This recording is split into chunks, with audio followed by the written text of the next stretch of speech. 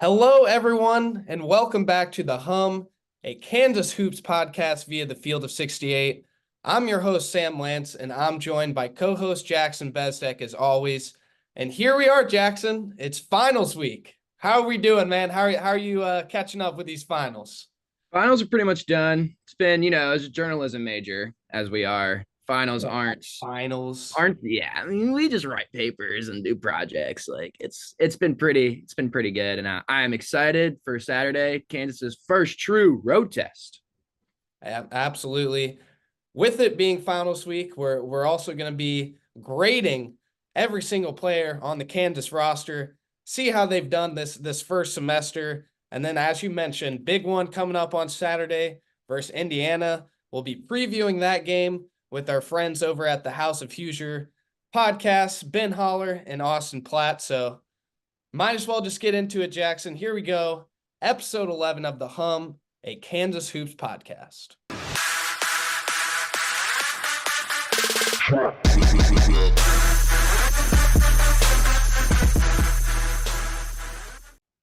All right, we are back here on The Hum, and like we said, it is finals week. The first semester of classes is over with, and with that, Jackson and I, we're frantically checking our grades. We're trying to see if we're passing our freaking classes, and that can be pretty stressful. So we're going to reverse the roles today. We're going to be the graders, and we're going to grade each Kansas basketball player, how they have done so far this season. We're going to go through the starting lineup and talk about those four bench guys. So here we go. Let's get into it. The first name we have here is DeJuan Harris, the point guard for the Kansas Jayhawks.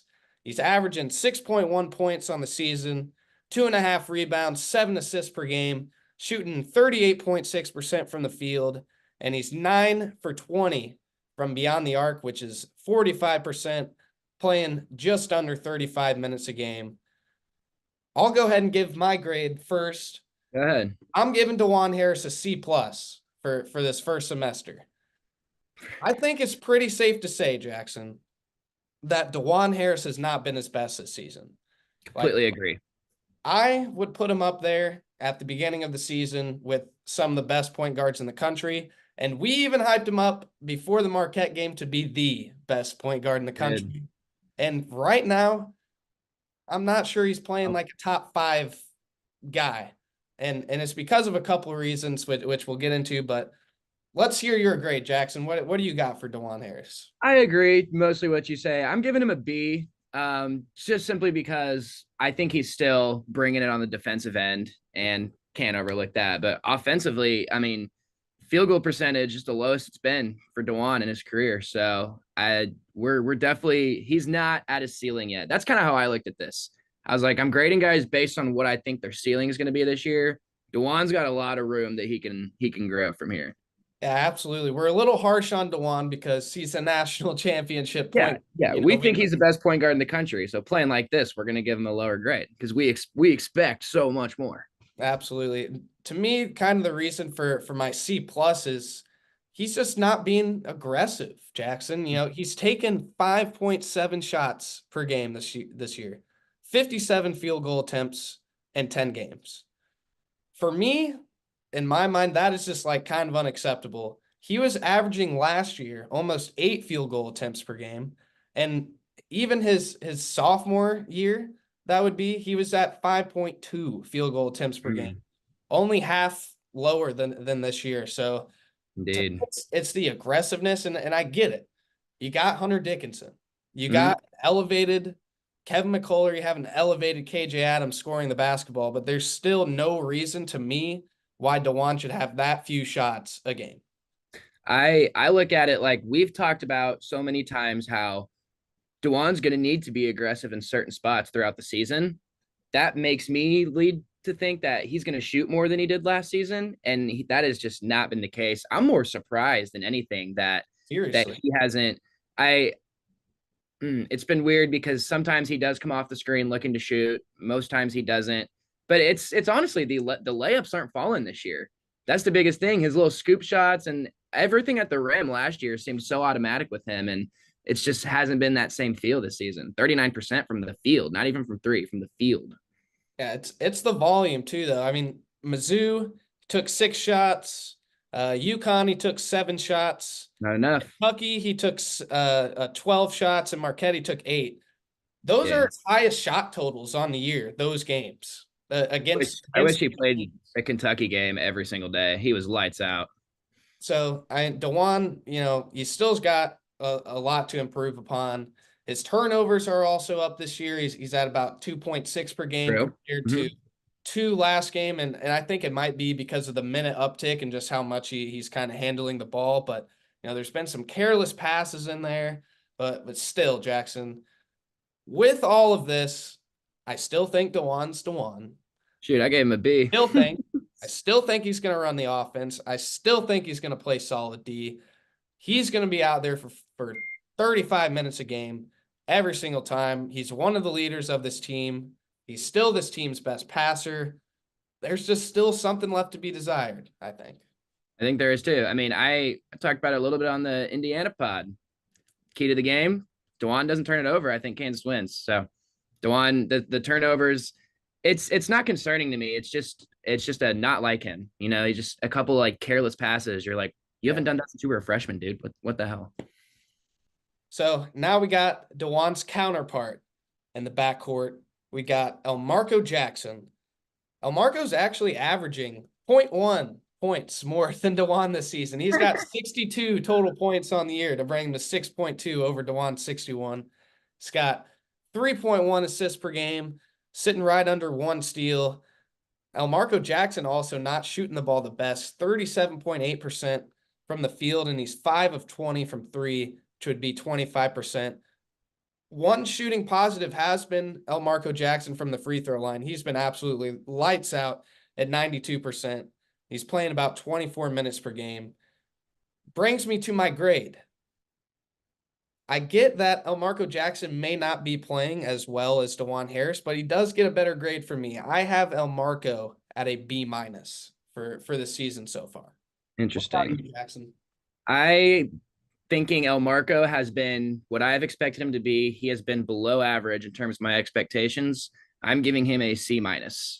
The shooting, I mean, that'll come. He's still a freshman. That's the biggest adjustment is shooting when you go from one level to the next.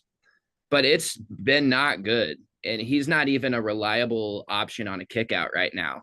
I think he might be. If we do grades in 3 months, my grade might be way different. But right now, your backcourt's averaging 12.5 points a game. And we knew it wasn't going to come a lot from DeJuan. Elmarko was supposed to be Mr. X Factor and all that. We just, up to this point right now, we have not seen Elmarko Jackson even come close to taking over a game. So I give him a C-. He's just such a baby out there. Like he's kind of really hard to grade. You don't know if you should, grade him harshly or kind of give him a little bit of the benefit of the doubt. But I don't think he's been bad by any stretch. And no. If I see a C-, like I'm pissed off as a student.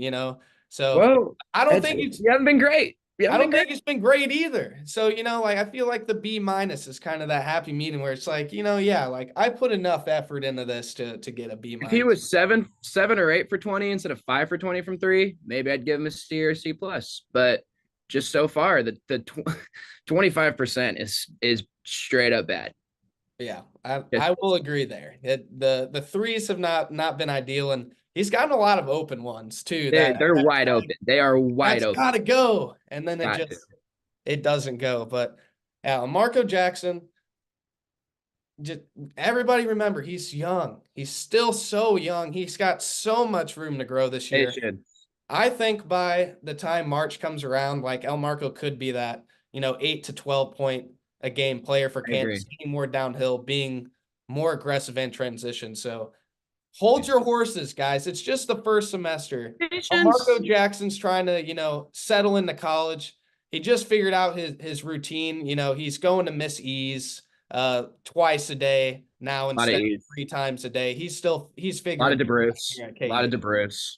A lot of E's. A lot of DeBruce. But I mean, hey, he's got 7 semesters. Turn that GPA around, man. We got a lot of time. Yeah, that is true. That is true.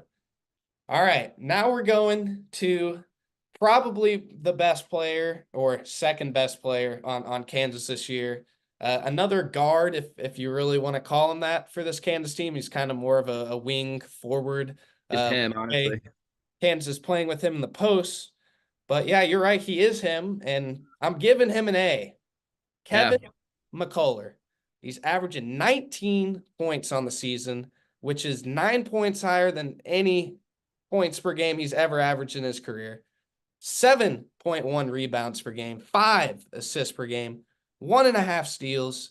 He's shooting 51.2% from the field with this volume, Jackson, and 38% from three, 14 of 37 on the year.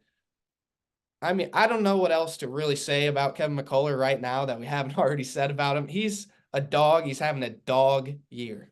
I give him an A+, an A+. I think this is best. I think this is the best version of Kevin McCullough that we're watching right now. Maybe he gets to 20, 21 points a game, but the shooting splits right now are just so like their career highs and then some. Like he has been so good this season. And he's shattered expectations. Preseason expectations, 100%. I think they were high, but I think he's still shattered. He's still shattering them. I mean, he's 18-8 against all the ranked teams that Kansas has played. Triple-double against Kentucky. Two of those games, he's in 20 points. I mean, he's been unbelievable. Everything you can ask for from Kevin. When Kansas it's a close game down the stretch, I have full confidence in Kevin McCullough's ability to get a basket, just like I did Jalen Wilson, just like I did Ochai Agbaji. I was still questioning the jump just a little bit, just based off the pure like aggression standpoint. And then he comes out against Mizzou. He didn't shoot it well against Mizzou. I think he was like 4 of 15 or 17 from the field. But he came out against Mizzou and was like, I'm the guy. Like, I'm driving right downhill at you. I'm scoring the ball. Like, I'm being the man. And it was absolutely incredible to see that kind of take place against Mizzou. Kevin McCullough's been a dog, man. I mean, 12, 10, and 10 against Kentucky, 24 and 8 against Marquette, 21 and 5 against UConn. He's been great, man. He's an All-American right now. He is. We undersold it because the way he's playing right now is not who he's been as a player the past 4 years in college. He's completely revamped his game to be able to take over games for Kansas. That, I mean, plus. He's going to get drafted. He's going to get first rounder. He's a first round pick. I guarantee it. Another guy who we kind of maybe thought could get to that first round pick status at the beginning of the year. I know you said it in our first episode. It's a guy named KJ Adams, who is also, in my opinion, kind of exceeded expectations for this Kansas team a little bit just from scoring the ball this season. His season averages, he's at 13 points, 3.8 rebounds, 3.1 assists, which is pretty surprising. He's shooting 67.9% from the field. The only kind of eke is that free throw percentage. He's been a career 60% free throw shooter coming into this year, and he's at under 50% right now. But KJ Adams, man, how elite has this guy been this season? That he has been elite. I give him an A, and I just took off my A+ because of his free throw percentage. I forgot to mention my grade too. It is an A. That is literally the only reason I didn't give him an A+, is because he's not even making half of his free throws. But he's been, I mean, not even to mention anything that's happened with him off the court, just purely on the court, he's been spectacular. He started the season kind of slow, and we were kind of waiting for him to, we'd like, he's got to rebound the ball more. He's got to rebound the ball more. The 4 rebounds a game are kind of misleading because over the past couple, it's been a lot more than that. And his assist numbers, just being able to play with Dickinson and being able to have that inside out game, he's gonna consistently be having 3 assists. I even think his scoring average can go up a level. I think he can finish the year at 15 or 16 a game, just because as of late, he's been going absolutely bananas. I mean, that takes in the Marquette game when he only had 3 points. If you take that out, I bet he is at 15 or 16. He's just been unbelievable. At Marquette, KJ had his worst game of the season, 3 points, 2 rebounds, and 3 assists in that game. And that was, a couple days after his mother had passed. He was pretty exhausted at that point. So kind of got to give him the benefit of the doubt. besides that, against the quality teams that Kansas has played, if you want to count Missouri, there's 77 in Kim Palm. I'm counting them as a quality team, I guess.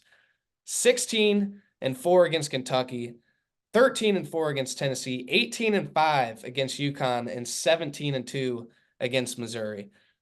Every time Kansas has played a big game, KJ Adams has shown up. He's been elite in the short roll. When the teams decide not to guard him for whatever reason, they can't figure out, he's making them pay every single time.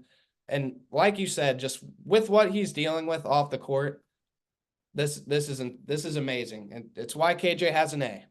It is. And we didn't even talk about defensive side where he's an absolute freak of nature, making that chase down block. Life hell. He's got 3 stocks a game. That's crazy for a guy who doesn't. He's kind of positionless. He kind of, he'll guard whoever. He does not care. I will guard 1. I will guard 5. Yeah, KJ's been really good defensively, especially when Kansas wants to switch 1 through 4, guarding guards, all that sort of thing. Now it's time to round out the starting 5. Talk about the man, the number 1 player out of the transfer portal this year, Hunter Dickinson. And I'm going to give Hunter Dickinson an A-. I believe we both have the same grade here of yes. A- with Hunter Dickinson. What is there to say, really? He's been exactly what he was advertised as out of the portal this season for Kansas. 100%. And I think we're giving him A- and not A's because I think if you just watch him, he kind of seems minimalized in some games to where 19 and 12 and a half almost doesn't, like, I feel like it should be more. I feel really like quiet 19 and 12. If that's even possible, if you can say that. But I really feel like he should be at 22 or 23. But I mean, he's been a joy to watch. He really, like, CB said it on the Ain't No Seats podcast that he really, and we've said it kind of jokingly, but he really does play like Jokic. Like he does. He has a little bit of that high post, kind of see the floor and then go to work game. I'm also kind of jinging him a little bit on the assists. I just thought that he'd be more at the 2.5 to 3 range, but I think a lot of that also has to do with Kansas missing some open shots, and I think that's more on the Kansas shooting than Dickinson's passing because he's made some great passes this year, and he's got every offensive tool. He's got every single one. This is what says it to me. UConn and Missouri literally clogged the lane against Hunter Dickinson. He still walks out with 15-9 against UConn, and then he walks out with 13-16 against Missouri. And he was pretty efficient in both those games. Teams are centering around stopping Hunter Dickinson, and yet he's still putting up 15 points a game on you. So that to me says a lot. He has that 27-21 game against Kentucky earlier in the year, which was absolutely crazy. And then 17-20 against Tennessee. Probably the 2 best teams that Kansas played besides Marquette, UConn. It's done absolutely amazing. Tennessee's a really physical team. So, yeah, Hunter Dickinson, man, leading the nation and rebounds as well, 19.4 a game. He's got 1.5 steals and 1.5 blocks, which if you watch him defensively, you're kind of like, he hasn't been the best in ball screens and stuff, but at least he's kind of getting those active hand stats. Yep, he is. I think he'll keep improving as the season goes on the defensive end. Getting into a new system. Bill Self's a hard guy to play for, especially if you're someone of Dickinson's stature and you're already an All-American. Like it takes a little bit to buy into a completely new system, but A- is all aboard for Hunter Dickinson. And you can't forget the 11-19 from 3 to seriously, over 50% with a decent sample size. It's just crazy. Now it's time to get into the Kansas bench. Now, if I graded the Kansas bench just as a whole this year, I'm probably in that C-. I was going to say C-, maybe even a D+ range. Agree. Yep, I would say the same exact thing. But let's kind of break these guys down one by one. First, starting with what I think is the most important guy for Kansas off the bench, Johnny Furphy. I have given him a B. You have him here at a B-, so we're pretty similar there. He's averaging 5.7 points per game, 2.5 rebounds, and about 14 minutes, shooting 51.2%, from the field, which is really good for a freshman, and 40%, 12 of 30 from three, which is also pretty good as a freshman. Johnny Furphy, man, what do we think? Why the B minus, and how does he get to an A, Jackson, for you? Well, first of all, he's got to guard somebody, preferably anybody. Honestly, that is where I would start. He's 6'9" and he's been asked to guard, so you got to give him a little bit of slack here. I'm gonna say, like, it's just every matchup he has, you're just like, oh my gosh, this guy's way quicker than Johnny is. So, and this is easily like the best collection of players he's ever played against. So, but I mean, look, I think he should be playing more, if I'm being honest with you. He doesn't play more because of defense, but barely 14 minutes. He's averaging almost 6 points a game. That's like, I mean, that's pretty good. Like he's almost averaging a point every 2 minutes. The efficiency is there. And I think he knows the offense. It's just I want there to be like a Johnny Furphy game to where everybody in the country is like, there's that Australian MF or Johnny Furphy. Like that's the NBA guy that we've been hearing about. He's going to have plenty of opportunities in league. He absolutely is. So I'm hoping he capitalizes on that. But yeah, a lot of this I want to see more. I think his ceiling this is just like Marco for me. His ceiling is so high, but I give him a little bit more of a bump over El Marco because Johnny's efficiency has been there, and he's also like not scared to shoot the ball when he's in, right? Like I think when you put a freshman in off the bench, I think that's the thing you worry about the most, and Johnny doesn't have that issue.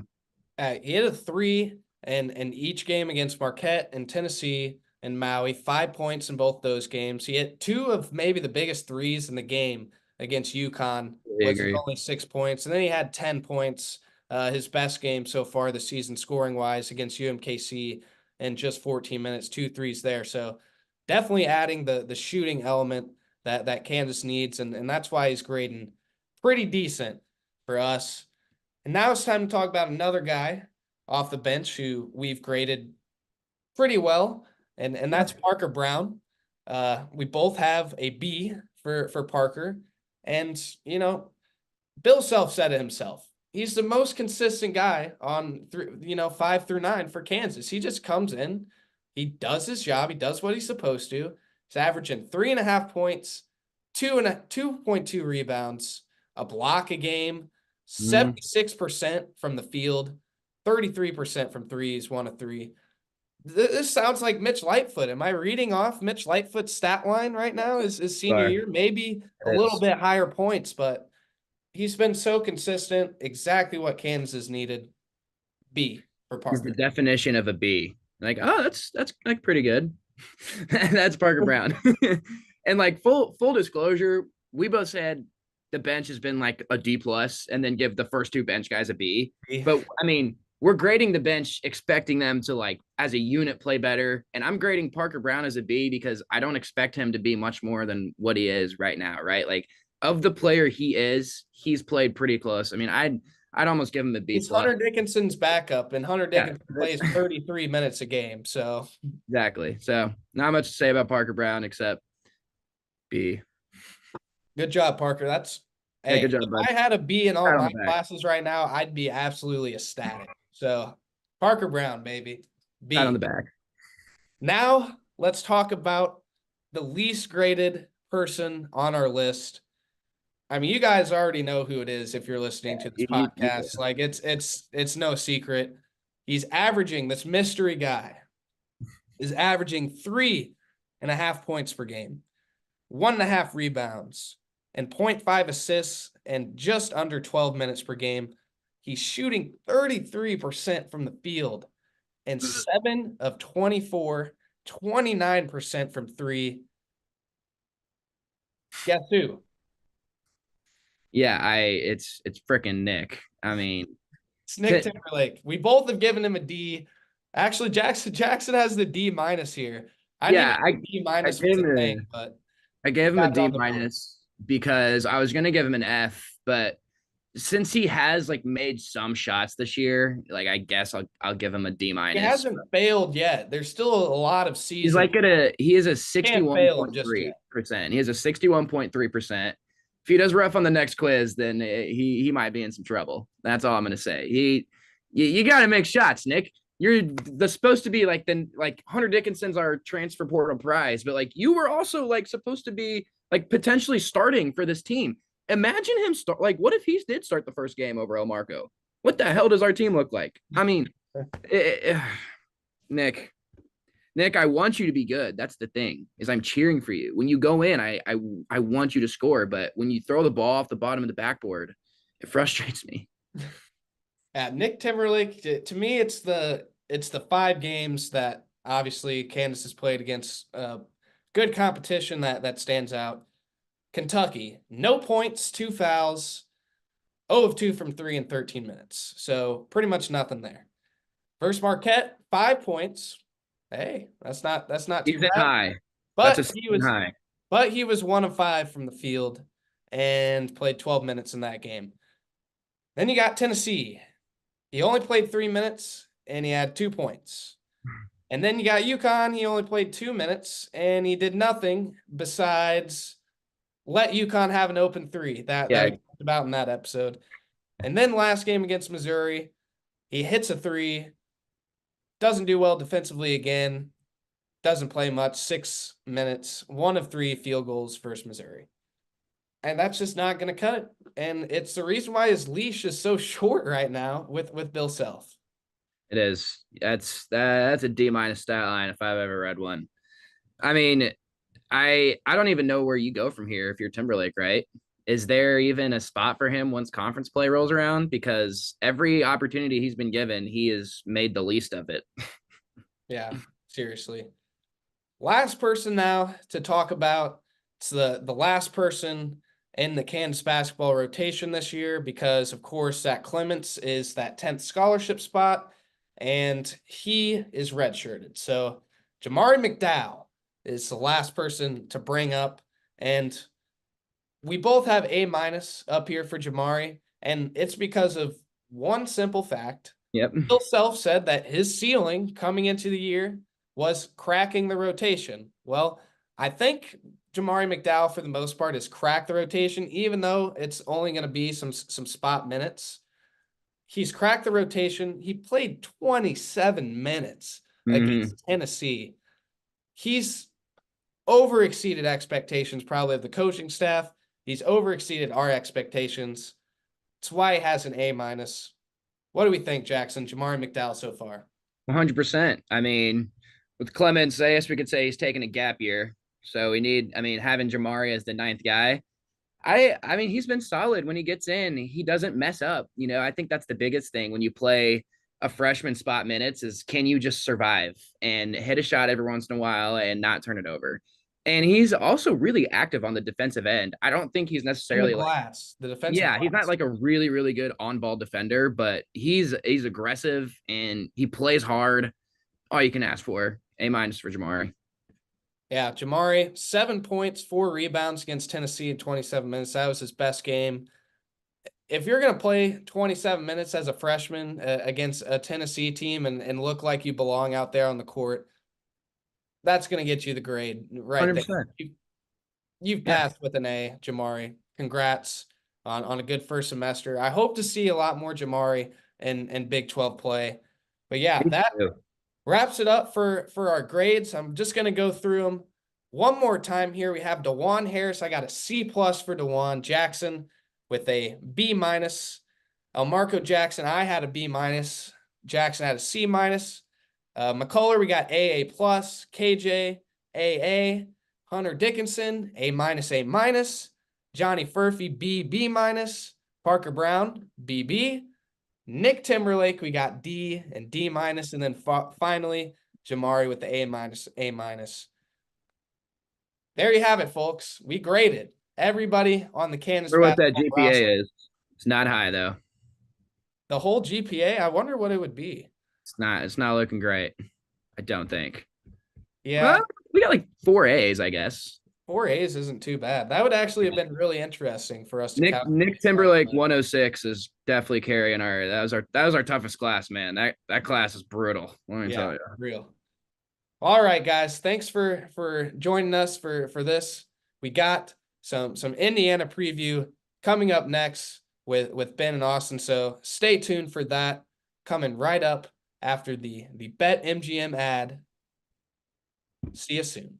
As you guys know by now, we've partnered with BetMGM Sportsbook for this college basketball season. We're going to be using BetMGM lines to make all of our picks and predictions throughout the college basketball season. And we are going to have special offers for you, the listeners and the viewers on the Field of 68 each and every week during the season. If you haven't signed up with BetMGM yet, use the bonus code FIELD1500 and you will get up to a $1,500 first bet offer on your first wager on BetMGM Sportsbook. Here's what you got to do. Download the BetMGM app. Sign up using the bonus code FIELD1500. Deposit at least $10 and place your first wager on any game. You will receive up to $1,500 in bonus bets if that bet loses. Just make sure you use the bonus code FIELD1500 when you sign up. And remember, BetMGM is now available under one wallet in select states. As a New Jersey resident, this is super convenient for me when I have to go cover games in New York or Philly. When crossing the state borders, just log into your existing account instead of having to create new accounts in each state that you go to. And most importantly, I got to let you know, we do have some fun stuff coming up for this college basketball season. Bet insurance tokens, college hoops odds boosts, my personal favorite, parlay odds boosts. So download the BetMGM app today. Welcome back, everybody, to the Hum, a Kansas Hoops podcast. With us now are two very special guests, two people from our Field of 68 Team Podcast Network family, and the host of House of Hoosier. We have Ben Holler. We have Austin Platt with us today. Ben is a sophomore in the journalism school at IU, does some play-by-play for WIUX Sports. It's 99.1 FM in Bloomington. Also does some work for Big Ten Plus, so we're very happy to have him. You also can't forget about Austin, who's a junior in the IU journalism school, has a little one up there on Mr. Ben. And he also does some stuff for WIUX and Big Ten Plus as well. So thank you guys for coming on. And how are we feeling today? That was quite the introduction. I wasn't expecting all that. You did your research, but no, doing good. Finals week for us, so that's the reason for the only one game for Indiana, and big tune-up coming for Saturday in Bloomington. Thanks for having us on, guys. Excited to see this rematch. I know last year's game definitely did not go Indiana's way, so definitely hoping for a closer game this year and something better than we saw Saturday's performance when Indiana went down to Atlanta. Let's hope for something better than that. It's finals week for us here too. We're just all trying to get through it. I don't know about y'all, but you guys, sophomores, juniors, I only got a few classes left here at Kansas, so I'm pretty excited to get through this semester, and then I got, I think, 2 left or so. But let's get into some basketball here, you guys. Indiana, they're sitting here at 7-2 on the season. They're 2-0 in Big Ten play with a win over Maryland, who's actually picked 3rd in the Big Ten preseason, so that's a pretty decent win for Indiana. Indiana was picked 6th, and then you got Michigan, who they're dealing with their own things over there with Juwan Howard right now. But those are honestly probably the 2 most impressive wins for Indiana. Maybe throw in Harvard in there. But then you guys have 2 blowout losses to probably the 2 toughest teams on the schedule in UConn and Auburn. And of course, Auburn just got done dropping 100 and almost beating Indiana by 30 points last Saturday. So just to start, let me ask you guys this. Where do you stand with this Indiana team right now, and how do you kind of evaluate the season as a whole so far? I'll kind of take it first. I think right now, offensively wise, I actually think we're getting more than we expected in just terms of ways to score. We knew the 3-point shot wasn't going to be there going into the season. Not a ton of shooters on the roster. And I think it was a big issue and a big concern was how are they going to score without the 3-point shot? I think they're doing that just fine. I think right now, though, they're just lost defensively. They're learning how to play with a 2-big lineup, which is something Mike Woodson has always loved to do, and very talented offensive scorers in Renew and Ware, but it's really causing some problems defensively, and Auburn really exploited that. Indiana has not looked great this year. I think plain and simple, the games that they should have won by double digits, 20, 30 points, they did not. And I think you're just seeing how much turnover there is with this team. They lost so much talent last year, and they haven't been able to put it together really at all. And the times where you thought maybe they were moving in the right direction, the win over Harvard was better considering they didn't have Xavier Johnson. For that second half, they handled Maryland, a team that has not been very good this year. The Big Ten preseason poll stinks. I think we can just flat out say that. Michigan State and Michigan are both jokes this year, and they're both projected to be not bad teams in the conference. And then going to beat Michigan was a solid win. They've won a lot of close games, but these games where they just fall apart, the guard play has really been lacking, and not having Xavier Johnson, kind of not knowing when he comes back, is huge. And obviously we know what happened last year when Kansas and Indiana played. He got injured and Indiana got blown out. So everyone talked about this year, this is the revenge game. Xavier Johnson, they want to win this game for him this year, and we don't even know if he's going to play. So I think that's kind of where Indiana stands right now, is you don't know where your point guard is, who's back for his 6th year of college basketball. Yeah, I think Austin mentioned the Big Ten preseason poll stinks too. I think it's important to mention too, it's just not a great year for the Big Ten, at least to start this season overall. Not a great non-conference schedule. I think if you took, I saw a stat, I don't remember exactly what it was, but if you took out Purdue, the quad 1 record in the non-conference for the Big Ten was something like 8-25 or something like that. Just not a good start to the season for the Big Ten, and that's not going to help when Michigan State's not really doing anything either. So aside from the 2 Purdue games coming up in the season, I mean, this is by far Indiana's toughest test coming up on Saturday. Yeah, I don't think the Big Ten is getting 8 teams in the tournament this year, like they've been for the past couple years. I want to ask you guys about some Kansas game specific stuff here now. And first, I want to ask you about Mackenzie Mbako, because, as you know, it was kind of a recruiting battle right down to the wire there between Kansas and Indiana this past offseason. And I mean, with KU's depth issues this year, I'm sure they would have welcomed Mackenzie Mbako to this roster. Would have been a pretty great addition, but he's not here. He's at Indiana now. So how would you just evaluate his start to his career? And do you think he's kind of lived up to that 5-star top 10 talent in the class billing that he was given?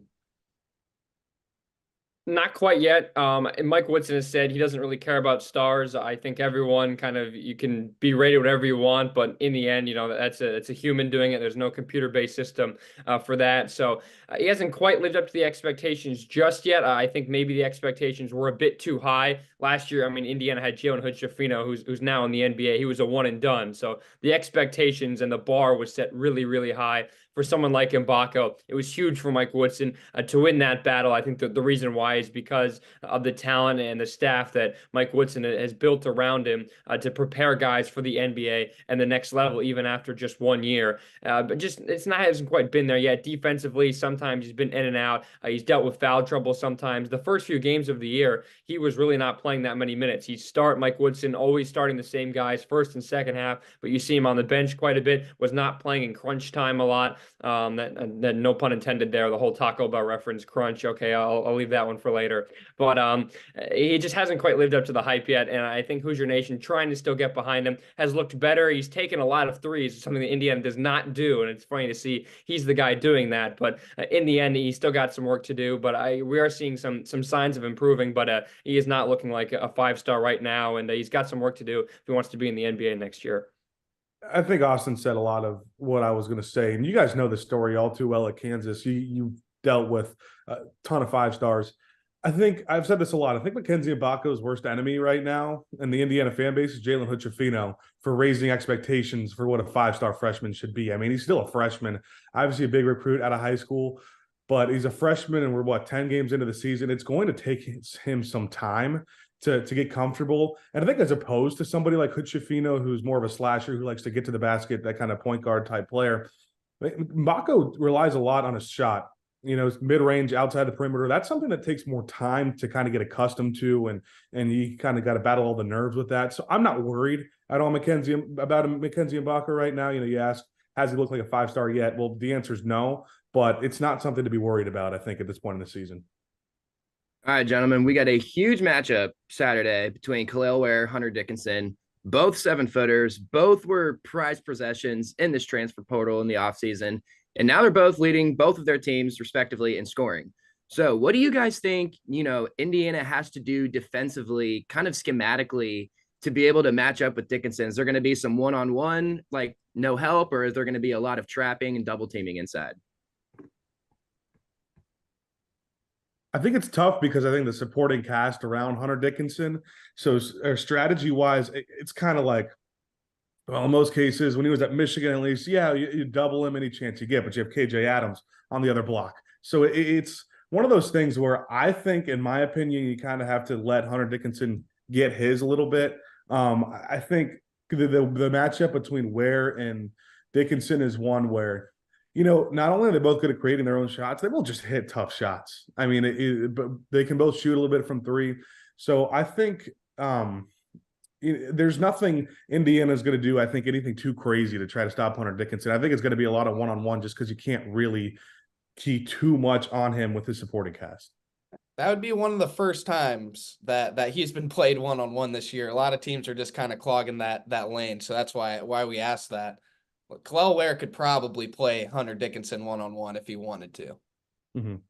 I think the biggest thing here is the size. It's not the size difference height-wise, but Hunter Dickinson is 20 pounds heavier than Kel'el Ware. And last year when Indiana played against Zach Edey, Trace Jackson Davis did not put him one-on-one most of the time against him. They put Race Thompson, another solid guy, down low, and they have Jackson Davis kind of prepared to try and block a shot. So I'm curious to see Peyton Sparks. I was talking about this with someone earlier this week. Ball State transfer. He's a big dude. He's a football player. Honestly, we joked that Indiana could use him in football all the time to play the O-line. And I'm curious to see if they try and put him on Hunter Dickinson just for the size matchup to try and prevent him from getting deep into the paint and scoring, and then maybe have Ware go in for a block or something like that. But Mike Woodson has never necessarily put his best center on the opposing best center. So I'm curious if that changes, considering there's Hunter Dickinson's a much bigger guy, and it's definitely a lot better around the basket. Kel'el Ware's got that kind of turnaround hook shot he's developed, but around the rim, sometimes he'll just miss some shots where it's like, how do you miss that at 7 feet? So I'm curious to see what Indiana does defensively. I wouldn't be surprised if you don't see number one Kel'el Ware guarding Hunter Dickinson on Saturday. Yeah, you guys mentioned KJ Adams, kind of an interesting play type, but also kind of like, is it Malik Reneau? Renew. Mm-hmm. Both of them, I would say, have pretty similar play styles. They're both kind of operate inside the three-point line, big, bulky kind of four men. What do you guys think that matchup's going to bring alongside Dickinson and Ware? Well, I think it's interesting because, like Austin was saying, you didn't know if they're going to put their center who's not as big on Dickinson weight wise, and the next option would be Renew. And you talk about all the past examples we've seen of that with Edey. You haven't really seen teams with two guys like Adams and Dickinson, so I think that's going to be something that's interesting. And I mean, the bottom line is Ware just has to step up defensively. It's curious against UConn, Indiana. They put Ware on Klingon, but the battle was really between Caravan and Renew got the better of Caravan. So I'm really curious to see if they put Dickinson on Ware, which I imagine they would. How much do they rely on Malik Renew for those points? But sometimes in the paint, he's really worked on some nice moves. He's used that right hand a little bit more. He'll spin from the right block to the left block. He's not afraid to kind of go through a double and try and squeeze through and put a shot up. His confidence is definitely improved from year one to year two. And I'm curious to see if Indiana, with that UConn film that they have and how well Renew did against Caravan, which was one of UConn's better players, to see if that translates over against the Jayhawks. Yeah. It's interesting because if Kansas can figure out Indiana defensively down low, it's going to be very hard for Indiana to have any success. Honestly, I think the biggest problem for the team right now with Xavier Johnson out is there's just not a lot of scoring options in the backcourt. Gabe Cupps has filled that role of Xavier Johnson. He's purely a point guard, defensive guy, does not take a lot of shots. A lot of Indiana fans want him to take more shots than he does, but he doesn't get to the basket at all, really. Trey Galloway's kind of that up and down. He takes a lot of shots. It just depends if he's on or not. And then we talked about Mackenzie and Baco. So there is not a single consistent option in the backcourt offensively when Xavier Johnson's out on the floor. Yeah, so I kind of wanted to ask you about those guards now a little bit. Obviously, Xavier Johnson still questionable for this one, correct? Mm-hmm. Still questionable. And then you got Gabe Cupps, Trey Galloway. How important is it for these trio of guards to kind of play well and supplement those leading scorers and Ware and Reneau? It's everything. It's as simple as that. The guard play is why Indiana has struggled this year. Even in the first three non-conference games, Wright State, Army, and Florida Gulf Coast, Indiana won those games by probably a combined like 18, 20 points. It was really, really close. That's because the guard play has really been lacking. Trey Galloway made a ton of threes last year, was great percentage-wise. He got a lot of open shots because Indiana had two NBA players that have now left. He hasn't gotten the shots that he wanted. And just the volume of three-point shots, I think, is what some people would say is really the issue. And the fact that the guys who are taking the three-point shots, we've seen Renew shoot the three-pointer a little bit. He's not the best percentage guy, but the confidence there allows him to take some, which maybe isn't the right decision. And Baco is kind of more of a mid-range guy. He can step it and shoot it from three. And he took like 5 shots in the first half against Auburn. They were all threes. The guard play needs to be better, and there is no chance Indiana is going to even stand a chance against Kansas, even in their own building on Saturday, if the guard play does not step up. Defensively, it needs to be a lot better as well. They gave up 100 points to Auburn, and their best player, Janai Broome, had like 4 points and was irrelevant for that entire game. So the guard play is what has killed Indiana all along. And against a top team like Kansas, you cannot afford to be giving away points. You have to stay out of foul trouble as well. Indiana has really struggled with fouls against UConn and Auburn this year. Yeah, it's interesting because I'm not too worried about it offensively. You know, Indiana's had success almost every game this year scoring through the post, and they just haven't really needed the guards to do a whole lot scoring-wise. But what Austin said is concerning. When you give up 100 points to Auburn, and their best player, without a doubt, Janai Broome, is the tallest guy on the floor, that means your guards defensively are doing something wrong. And individually, you look at each of them individually, and you say they should be pretty good defenders. They're pretty good on-ball defenders, but there's something in the team defense that broke down a little bit in that Auburn game, and it all started with the guards. Yeah, absolutely. I want to ask you guys about the bench now. And over here on the Kansas side, to say it's been a little lack thereof is an understatement. But you guys have a trio of Anthony Walker, CJ Gunn, Caleb Banks. What do you guys think that these 3 dudes can do coming off the bench, trying to make their mark in this big game on Saturday against a team like Kansas? Well, we've mentioned the scoring and how the guard play necessarily hasn't stepped up. The bench hasn't been overly fantastic either. Very inconsistent, in and out. CJ Gunn played his best game against Michigan. He's turned into a solid guy that Indiana can rely on defensively. Reminds me of Trey Galloway 2 seasons ago. Come off the bench, provide a defensive spark. But CJ Gunn's known for his mid-range game. Caleb Banks is someone who has struggled a lot this year. He's in between. He's very tall and very thin, so he's kind of in between. You can't play him as a big man, but you can kind of play him as a 3 almost, or sometimes where he almost looks like a guard out there. And Anthony Walker has been okay defensively, but he's been hot and cold as well. Offensively, it feels like none of those guys quite yet have found their touch. Gunn is the one who can show flashes. I think has shown the most potential so far, but you need these guys to step up, especially Gunn and Banks, the 2 sophomores now playing in year 2 under Mike Woodson. They need to step up a lot, and this is a game where certainly if Xavier Johnson doesn't play, then these 2 guys really have to step up on both ends of the ball, because you're going to have to try and score enough points because you figure Dickinson is going to get enough for him and kind of reach his season average. All right, Indiana defensively, once again, I think those guys are solid. And I've said this before on this podcast, and Indiana keeps proving me wrong about this. But against a team like Kansas, I really think they're going to need to hit shots from outside of the perimeter to win. And if it's going to be anyone, it's going to be CJ Gunn. You know, I think potential-wise, shooting the ball, I think he's the best Indiana has. He's starting to reach that potential. I mean, he was a pure shooter in high school. That's why he was recruited to Indiana, to knock down shots. And he just has not done that up to the last couple of games in his career, in his first season and a half or so. He has improved defensively, like Austin said, and he's actually turned into a pretty good defensive piece. But it's the size thing. You know, you mentioned Walker, Banks, and Gunn. Peyton Sparks is going to have to be big in playing some minutes. He's Renew and Ware going to need a break battling against Kansas's 2 bigs. So I think defensively, the bench is going to need to step up big time. Once again, I just think that offensively, things kind of iron themselves out when you run your offense down low. I mean, you guys know this as Kansas fans this year. It's just so much easier for guys around them to create to get shots when they're created from down low. But defensively, Sparks is going to have to be big down low and giving some key minutes. CJ Gunn's going to have to be what we've seen the last couple of games. All right, guys, looking at the stats, Kansas and Indiana are both very, very similarly deficient in a few areas. That is 3-point attempts or volume from three. Indiana is second to last in Division I with 12.7 3-point attempts per game, which is pretty crazy. Kansas also towards the bottom with 17.3 3-point attempts per game. So you got that. You got the turnover margin, which, thinking of Kansas, Indiana, you wouldn't think this is an issue, but both teams are in the 280s out of about 350 Division I teams in the turnover margin. Both have a negative turnover margin. And then you have bench points. Both teams also in the 280s and bench points per game. Which of these three trends do you think Indiana kind of needs to shake up and turn around to get a win in Bloomington? Funny because you brought up those stats. This is a game our grandparents would love with the not a ton of 3-point shooting.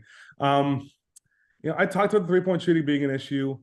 Turnovers, I think, is going to be a pretty big one too. When you're just not the most efficient team, it's not rocket science. You need more shots, you need more possessions, and it was somewhat of an issue against Michigan, but defensively they were able to come up big against Michigan. But Indiana's not beating a team like Kansas if they're turning the ball over the same rate they have been to this point. It's without a doubt. For me, the answer is turnovers. For a team that offensively has not been anywhere near where we expected this year, and sure, losing Xavier Johnson is a big loss. And there are people that have said that Indiana could be better without Xavier Johnson. We saw that last year with the way Hood Schifino blossomed into a star, into the Big Ten freshman of the year. But this year, you can't run away from it. You can't hide from it, really. That Indiana is a much better team with Johnson on the floor. That's, I think, because of the turnovers. What he can do defensively, he prevents guys from getting downhill. Sure, he'll turn the ball over 2 or 3 times a game, which will frustrate everyone. But I think without him, Indiana can be lost on both ends of the ball. And I think turnovers, you need as many shots as you can get for an offensive team that struggles, and you can't be giving free points away on the other side with those fast break points and points off turnovers. So turnovers is the biggest issue for a team that really struggles offensively. All right, finally, guys, I just wanted to ask you for a score prediction and maybe a key or a couple keys to the game. What are we thinking here score-wise? I know it's tough. I think we're thinking the same thing here. I think Indiana, I think we all kind of have a feeling of what's going to happen. It's just, well, how many points do we want to, how close do we want to make this? I'll go first. I think playing at Assembly Hall, I think the defenses are going to step up just because I just think it's kind of an effort thing, or just playing with more, not effort necessarily, but playing with more energy, I think is what's going to happen. And I think Assembly Hall adds a few points towards Indiana's favor. I think Kansas is going to be able to close out the game a little better than Indiana's going to be able to keep up. I think through the first 20, 25, 30 minutes of this game, I think it could be relatively close. But I'll go safe, and I'll say 74-59. Kansas wins. A couple keys to the game. You mentioned them, just the things that Indiana struggled with. They got to make some threes here and there. They got to find somewhere, and limiting those turnovers and just sharing the ball well, I think is biggest keys for me. 15 points right there. That's a pretty healthy win for Kansas. The spread might be somewhere around there. Just saying, it really might. It's like 9 or 10. I bet it's like 9 or 10. That seems about right. I'll go right around there. This feels like a game where Indiana's down. They don't get off to a great start, but I think they turn it around in the second half. They figure something out, and they get back and make it close, but they just kind of run out of gas, and then Kansas pulls away. I'll say it's a 12-point win for Kansas. I'll say 78-66. Kansas wins, but it might be a closer game than that. You get some foul shots in there. Maybe Indiana clears out the bench or something like that. But I think that's if Xavier Johnson does not play. If X plays, I'm giving Indiana a decent shot of winning this game. I just think the energy that Indiana is going to bring. They lost him last year, which completely changed the trajectory of their season. But I think if he comes back, Indiana's going to be ready to go. That the fans are surely going to be ready to go. It's finals week. Everyone's done now. I think everyone wants to go out and just play basketball and not have to think about school. I actually wanted to ask before we let you go, how juiced do you think Assembly Hall is going to be? I've been there before, and the only game that I went to, this is actually kind of a funny story. I was deciding for college between Kansas and Indiana, And I went and I visited Indiana. I think it was 1920, or it was a year before the COVID season. And it was the opening night, and Indiana lost to Indiana State by like 20 points. And I decided like then and there, like, yeah, maybe not. I'm not going to Indiana. I'm going to Kansas instead. But Assembly Hall, even for, you know, how bad they were getting beat, was still a pretty great atmosphere. So I'm just curious, how do you guys think the atmosphere will be for this one? I think a lot of people think because school's over and a lot of the students won't be, there's not going to be as many student tickets. People think that's going to bring it down a little bit, but it's not. Indiana just has the fan base and just the quantity of fans that get ticket for the game. I mean, the tickets, you can see how expensive they are right now. It's going to be a great atmosphere. Indiana fans are frustrated from last year's Kansas loss, and it's a fan base that, you know, I don't want to say forgiving with specific reasons are forgiving, but they're not a fan base that once you go on a 3-game losing streak, they're going to go away. It's Indiana basketball. It's the biggest thing in the state. So it's gonna be rocking. I mean, you're Kansas basketball. You guys know what those atmospheres are like. And I didn't go to last year's Indiana at Kansas game at Allen. I thought about it, but I had heard really great things. If Indiana wins this game, could we get you to transfer back to IU? Could we change your mind? I know you don't have a lot of time left, but I mean, hey, door's always open in Bloomington. I don't I'm think sure the so, credits. man. I'm sure the credits. I've gotten to experience a national championship while over here. So yeah, the crowd's going to be great. There's no doubt about it. Other than Purdue, this is by far Indiana's biggest non-conference game at home.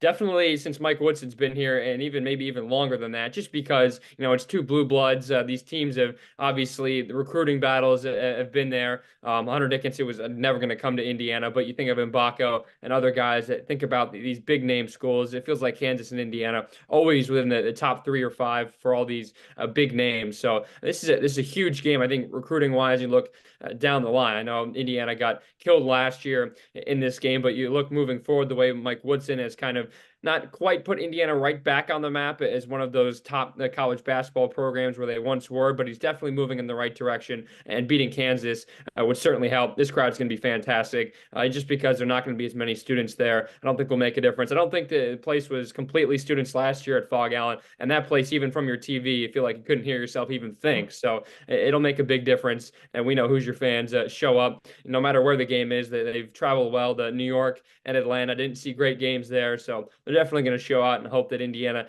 can put together a performance like they did against Maryland at home a few weeks ago. I'll say this too. Big 12 fans aren't necessarily really used to Hunter Dickinson, don't know him too well yet. Indiana fans are going to give Hunter Dickinson a tough time. They do not like him one bit. So I think that's going to be. We saw for the Illinois exhibition. We know. Got a little taste of that. And Bill Self and Big Hunter obviously love it. Like they love it. Yeah, so that'll be a fun part of it. I know Indiana fans, well, for mostly are not excited to play Hunter Dickinson again, but in a way are excited to see him come in Assembly Hall again. He has individually has played really well against Indiana, but on the win column, Indiana's beat Michigan pretty bad since he got here and gone on a pretty nice win streak against him. So they feel like they own him in that factor, but this is a different team. All right, guys. Number 2 Kansas at Indiana on Saturday. It's at 11:30 a.m. Central Time, so got to get up early for that one. But thank you guys for talking some IU hoops with us, some Kansas, Indiana. It's going to be a great game. 2 blue bloods, super excited for it. Thank you guys for coming on and talking with us. Thanks, boys. Thanks, guys. It was fun. Thanks, guys.